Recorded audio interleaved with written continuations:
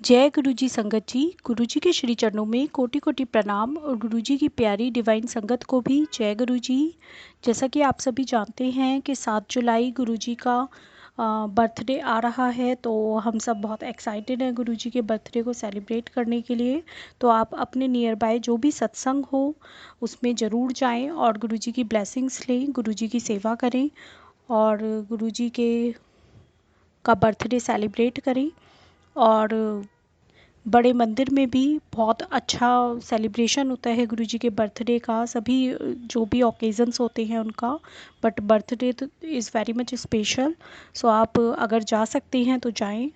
और मैं गुरु जी से विनती करती हूँ कि आप जो भी संगत सुन रहे हैं वो सभी संगत और मेरा सभी के सारे कष्ट दूर करें और सभी को अपने श्री चरणों से जोड़े रखें और हमेशा हमेशा हमें अपने हमारे अंग संग रहें और हमारे जो भी काम पेंडिंग हैं, जो भी है, हमारी जो भी प्रॉब्लम्स चल रही हैं उन सब में हमारा साथ दें और जल्दी ही हमें उन सब से निकालें। इसी विनती के साथ गुरु जी की दिव्य आभा प्लेलिस्ट के आप सभी सत्संग सुन रहे हैं इसी और सभी संगत को सेंड कर रहे हैं, इसी होप के साथ मैं सत्संग स्टार्ट करती हूँ। सत्संग 57 गुरु जी के दिव्य मंत्र के साथ।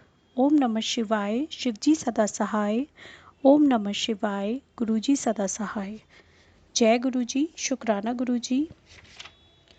ये सत्संग बख्शीश सिंह अंकल का है, डुगरी से गुरु जी का ग्राम। अंकल का तो नेम ही बहुत अच्छा है, बख्शीश। हम सब गुरु जी से बख्शीश ही मांगते हैं। सो के गुरु जी प्लीज़, मैं हाथ जोड़कर विनती करती हूँ कि हम सभी के गुनाह बख्श दें और जल्दी ही हमें भी अपने शुक्राना अपने अपने लफ्ज़ों में शुक्राना करने का मौका दें। जय गुरु जी, शुक्राना गुरु जी।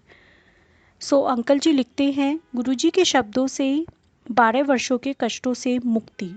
1996 1996 में डुगरी ग्राम गुरुजी का पैतृक स्थान के श्री बख्शीश सिंह गुरुजी की शरण में आए। उनकी पुत्री का एक कान का पर्दा पिछले 12 वर्ष से क्षतिग्रस्त था। उसे ज्वर के अतिरिक्त गले में खारिश रहती थी और कान से पस भी बहता था।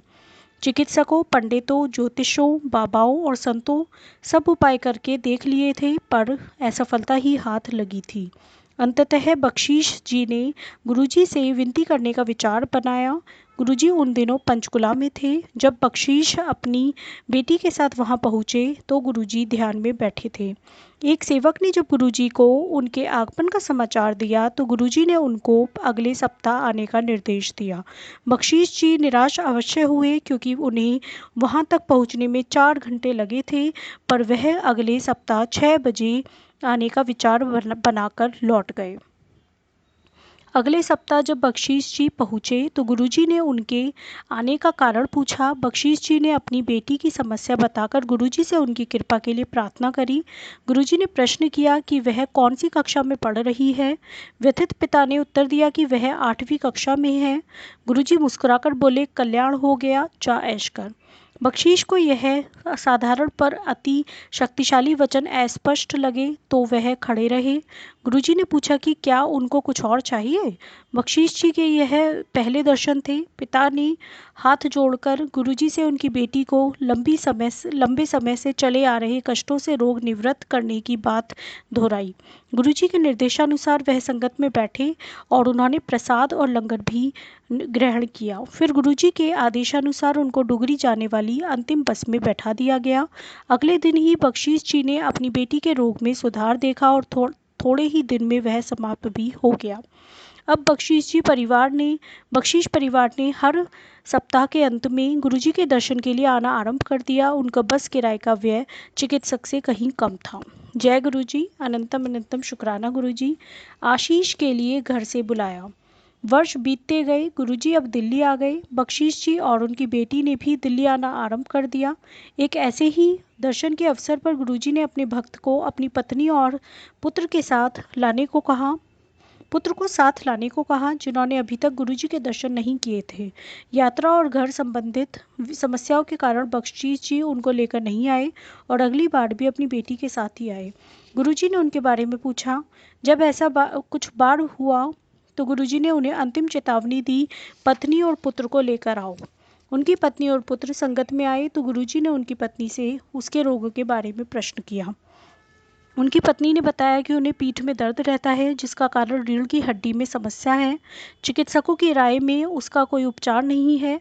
गुरुजी ने हंसकर उत्तर दिया कि उनके दर्द का मूल कारण तो मानसिक है। अपनी बेटी का विवाह कराने से वेदना समाप्त हो जाएगी। गुरुजी ने उनको दर्शन के लिए 2 सप्ताह में एक बार आने को कहा। गुरुजी के इस गंभीरता रहित कथन से उनकी पीड़ा कुछ ही दर्शनों के बाद समाप्त हो गई। गुरुजी की ऊर्जा ऐसी है, वह अपने सब अनुयायियों से अत्यंत प्रेम करती हैं और उन सबका भी ध्यान रखते हैं जो संगत के संपर्क में हैं, भले ही वह संगत में आकर उनके दर्शन कर पाए या नहीं। उल्लेखनीय है कि बख्शीश जी के अन्य परिवार के सदस्यों को उन्होंने विशेष रूप से बुलाया। जय गुरुजी, शुक्राना गुरुजी। भक्त को मुक्ति। बख्शीश जी दिल्ली माह में एक बार आते थे। एक बार गुरुजी ने उनको अपने पास बुलाकर 2 सज्जनों से परिचय कराया। वार्ता के दौरान बख्शीश के पिता का उल्लेख आया जो 85 वर्ष के रहे होंगे। वह स्वस्थ थे, उनकी दृष्टि सामान्य थी और दंत पीड़ा तक नहीं होती थी। बख्शीश ने कुछ निर्भीक होकर उनको अपने पिता के रोग के बारे में बताया जो घुटनों से टखनों तक था। चिकित्सक उनके रोग या पीड़ा को कम नहीं कर पाए थे। गुरुजी ने बख्शीश को आश्वासन दिया कि वह चिंता न करें, उनके पिता को रोग से निवृत्ति मिल जाएगी। प्रभु ने यह भी कहा कि यद्यपि चिकित्सक सहायता करते हैं, उन्हें भी अपनी जीविका अर्जित करनी है। बख्शीश के जाते समय गुरुजी ने एक फूल माला जो उनके किसी अन्य भक्त के उनके चरणों में चढ़ाई थी, उनको दी और कहा कि उसे जल में डालकर उनके पिता उस पवित्र जल से स्नान कर लें। उसके बाद माला को पास के बहते जल में प्रवाहित कर दी। गुरुजी के निर्देश का अक्षरशः पालन हुआ और उनके पिता की वेदना तुरंत समाप्त हो गई। जय गुरुजी, शुक्राना गुरुजी। इसके अतिरिक्त एक और महत्वपूर्ण घटना हुई। बख्शीश के पिता गुरुजी द्वारा मोहित हो गए। जब उनको भोजन करने को कहा जाता तो वह कहते कि उन्होंने गुरुजी का लंगर ग्रहण कर लिया है। परिवार के सदस्यों ने शीघ्र ही समझ लिया कि परिवार प्रमुख अब पूर्णतया मानसिक रूप से गुरुजी की शरण में पहुंच गए हैं। घर में उनकी उपस्थिति केवल भौतिक है। कुछ समय पश्चात उनके पिता ने यह शरीर त्याग दिया। उनका अंत अपने पौत्र पौत्रियों से बात करते हुए अत्यंत शांतिपूर्ण रहा। आज भी बख्शीश अपने स्वप्न में उनको गुरुजी के सम्मुख नतमस्तक होते हुए देखते हैं।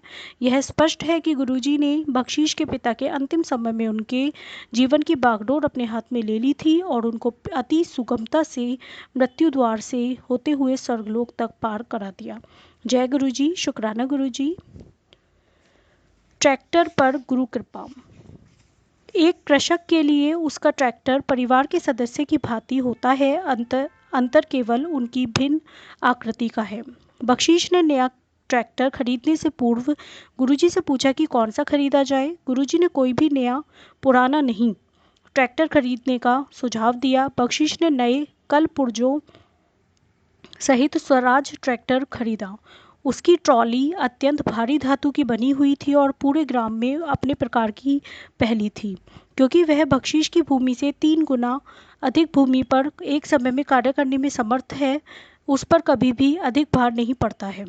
बख्शीश के अनुसार उस ट्रैक्टर पर भी गुरु कृपा है। यह इस संदर्भ से स्पष्ट हो जाएगा। बख्शीश के पुत्र को स्वप्न आया कि जब वह उसे चला रहा था, कुछ लोगों ने ट्रैक्टर को रोकने का प्रयास किया। ट्रैक्टर पर बैठे हुए एक व्यक्ति ने उसे ट्रैक्टर रोकने को कहा, अन्यथा वह उससे ट्रैक्टर छीन लेंगे। उसने ट्रैक्टर रोक दिया, पर उसी समय गुरुजी प्रकट हुए और उन्होंने उसे ट्रैक्टर चलाने का निर्देश दिया। उसने अपना वाहन आगे चलाया तो देखा कि उपस्थित जन समूह ने हटकर उसको जाने का मार्ग दे दिया। बख्शीश के पुत्र ने जब अपने परिवार को यह बात बताई तो उन्होंने निष्कर्ष निकाला कि गुरुजी ने किसी आने वाली विपदा से ट्रैक्टर की रक्षा करी है। जय गुरुजी, शुक्राना गुरुजी। ये इस वीडियो का लास्ट सत्संग है बख्शीश सिंह अंकल का। बख्शीश बड़े किसान बने। 2004 से 2005 में गुरुजी ने संगत के कुछ सदस्यों को अपने ग्राम डुगरी जाने की स्वीकृति दी। संगत के 30 से 35 सदस्य जब डुगरी पहुंचे तो बख्शीश ने उन्हें लस्सी परोसी। रात्रि को बख्शीश की पत्नी को स्वप्न में गुरुजी ने पूछा कि क्या घर में घी की कमी है।